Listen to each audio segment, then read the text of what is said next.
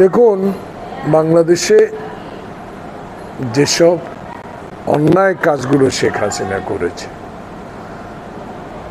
যেসব টাকা পয়সায় দেশ থেকে লুট করে নিয়ে গেছে, 16 বছরের ক্ষমতায় থেকে সে তো নিজের পরিবারকে দেখেছে, তার বাবাকে দেখেছে, তার বাবার ছবি লাগিয়েছে, বড় বড় প্রকল্পগুলো এনে বোনকে দিয়েছে, ছেলেকে দিয়েছে, যেটা সালমান এফ রহমানের রিমান্ডে নেওয়ার পরে কথাগুলো আমরা জানতে পেরেছি। এগুলো আপনি জনগণ জানে। সেখানে আমি মনে করি সরকার এখনো শিশু, এই সরকারকে চাপ দেওয়াটা সমাচীন হবে কিনা, এবং সরকারেরও একটা নির্বাচনী রোডম্যাপ দেওয়া উচিত বলে আমি ব্যক্তিগতভাবে মনে করি।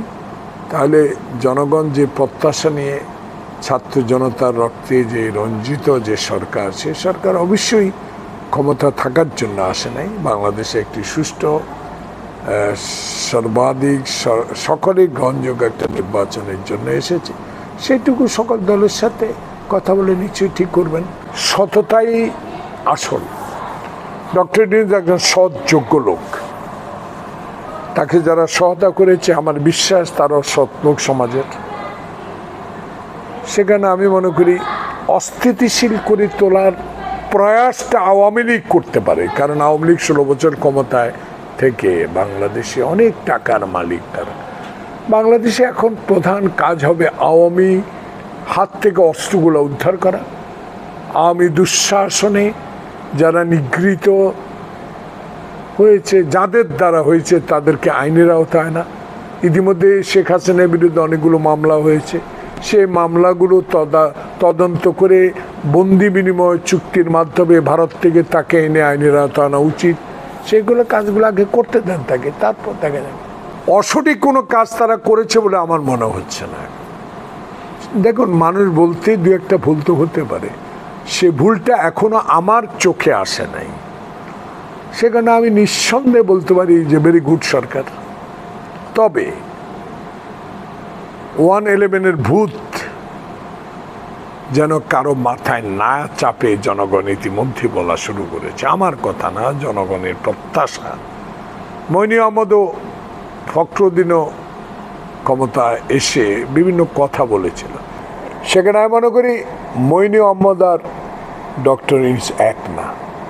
ডক্টর ইউনূসের ধৈর্য আছে, গ্রহণযোগ্যতা আছে, বিশ্বের দরবারে তার গ্রহণযোগ্যতা আছে, বাংলাদেশের মানুষ তাকে অনেক ভালো জানে। আমি আশা করব যে কথাগুলো ইতিমধ্যে কিছু কিছু স্তর থেকে আসা শুরু করেছে, এটা কোন দিকে যাচ্ছে তা আমার দৃঢ় বিশ্বাস কোনো দিকে যাবে না, সঠিক পথে যাবে, সঠিক পথে নির্বাচন হবে, সঠিক পথেই রাজনৈতিক নেতৃবৃন্দের কাছে ক্ষমতা যাবে।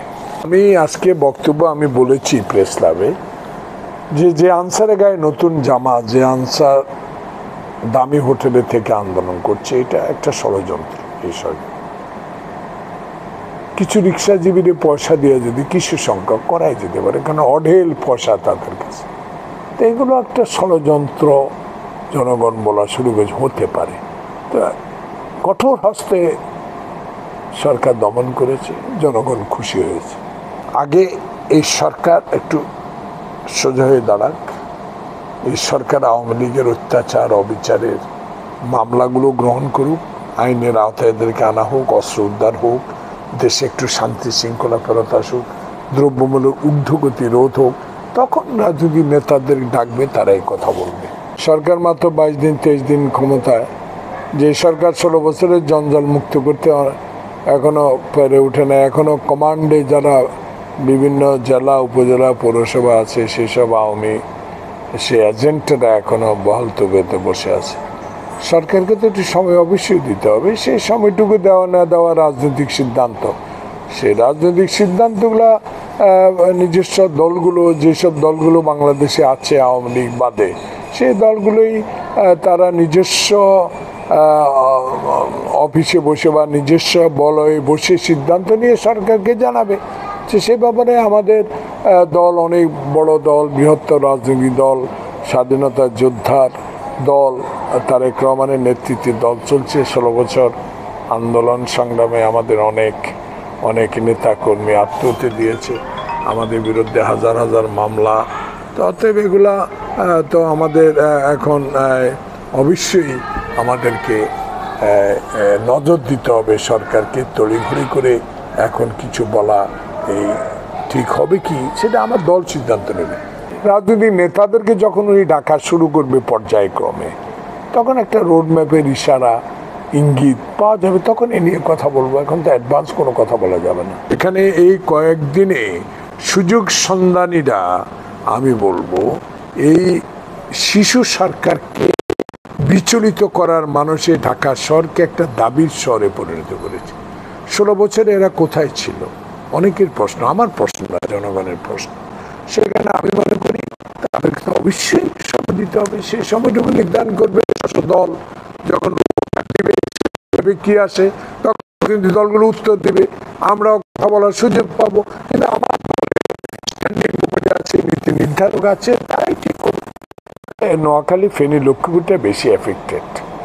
এখন আমি তো দীর্ঘদিন এলাকায় ছিলাম, প্রচুর তারেক সাহেবের, আমাদের নেতা তারেক রহমানের নেতৃত্বে নির্দেশে আমরা এলাকায় ছিলাম। আবার আজকে সকালে বা আগামীকাল সকালেই চলে যাব। তো আস্তে আস্তে মানুষের কষ্ট লাঘব করার চেষ্টা করছি, কিন্তু এত কষ্ট, এত টাকা প্রয়োজন, সেই টাকাগুলো তো জোগাড় করা আমাদের মতো রাজনৈতিক কর্মীর সম্ভব না। সকলে মিলিয়ে করি কাজ, হারে জিতি নাহিলাজ। সেখানে সরকার থেকেও সহযোগিতা করা হচ্ছে, আমাদের এলাকার ধনবান ব্যক্তিরাও সাহায্য করছে, বিভিন্ন এনজিও সাহায্য করছে, আমরাও যতটুকু পারছি করছি। এতে আমার মনে হয় পর্যাপ্ত পরিমাণ না, আরও প্রয়োজন। এখন সবচেয়ে হবে পানি যখন নেমে যাবে, শুকিয়ে যাবে, অসুখ এবং বিভিন্ন পানিবাহী রোগ, এসব ঠেকাতে হবে। স্বাস্থ্য মন্ত্রণালয় নজর দিতে হবে। সে কারণে আমি অনুরোধ জানাবো সকলকে, সরকারকে বিশেষ করে যেন এই বিষয়ে একটু নজর দেন।